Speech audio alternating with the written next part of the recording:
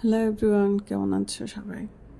আমি জিজ্ঞেস করবো আমার ফেসবুক আইডি থেকে। তো এখন বাজে সকাল 6টা, একদম ভোরে ভোরে উঠে গেলাম, যেহেতু বাড়ির উদ্দেশ্যে রওনা দিতে হবে। গতকালকের বাজারগুলো পৌঁছায় দিতে হবে, আবার এসে আমাকে আবার ডিউটি করতে হবে।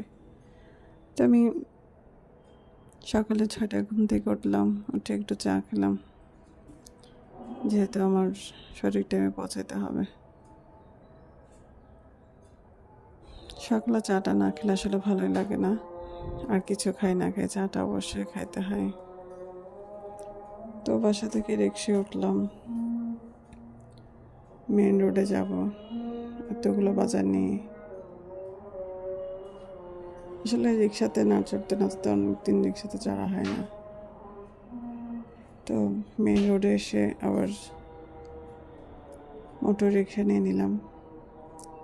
চারপাশটা মানে এত সুন্দর লাগতেছে, এখনো সূর্য ওঠে নাই, যেহেতু একদম ভোর সকালে আমি বের হয়ে গেলাম। অনেক অনেক সুন্দর লাগতেছে চারপাশটা, মানে দোকানপাট সব বন্ধ, রাস্তায় কোনো মানুষ নাই। ওই গার্মেন্টসের মেয়েরা, যারা গার্মেন্টসে জব করে তারা যাচ্ছে আর কি, কিন্তু তাছাড়া আর কোনো মানুষই নাই, মানে দোকানপাট সব বন্ধ। রোদ ওঠে নাই, সূর্য ওঠে নাই আসলে, মানে আলো হওয়ার পর যতটুকু হয় আর কি, কিন্তু সূর্য কোনো চেহারায় দেখলাম না। পুরো ঠান্ডা মনে হচ্ছে এখন আমি শীতকালের মধ্যে রয়ে গেলাম। এই হালকা হালকা কুয়াশা কুয়াশা লাগতেছিল, ঠান্ডাও লাগতেছিল, মানে অবস্থা মানে খুব সব কিছু মানে খুব ভালোই লাগতেছে। মানে আমি যে শহরে চলাফেরা করতেছি বা রিক্সা চড়তেছি মনেই হচ্ছে না। যাই হোক, রাস্তার মাথায় এসে গেলাম, এসে সিএনজিতে উঠলাম। দেখলাম যে 7টা বাজছে, যেহেতু আমাকে আর্লি পৌঁছাইতে হবে।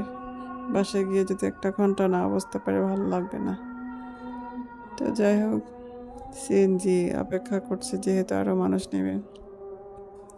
সিএনজিতে উঠে দেখলাম যে আমার সাথে যারা বসছেন তারাও বড়ুয়া। একজন ভান্তি উঠলেন, ওনারা গল্প করছে। তো আমার উদ্দেশ্য হলো যে 7:30টার মধ্যে যদি পৌঁছাতে পারি, কিছুক্ষণ হয়তো বাসায় বসতে পারবো বাড়িতে। তো এর মধ্যে আর যাওয়া হবে না, কারণ রমজান মাস শেষ হতে চললো, সামনে ঈদ, ছুটি পাবো না। তো চিন্তা করলাম সবার বাসায় বাড়িতে অল্প বাজার করে দিয়ে আসি।